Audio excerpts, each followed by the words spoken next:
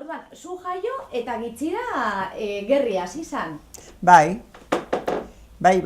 eta gero joan ginen Mendarora.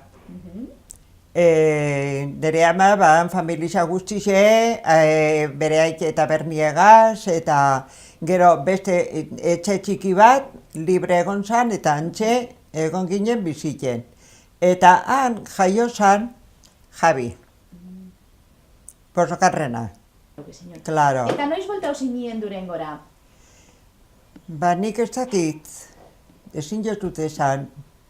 Han zenbat urte egin ginen. Baina nik usten dut asko ez, igual bi ero Maribel jaio zan gero Durangon. Eta danok eukidu urte bi aldaketie.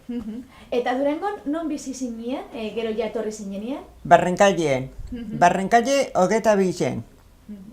Bai, 22 zen, zesterizie eta etxie.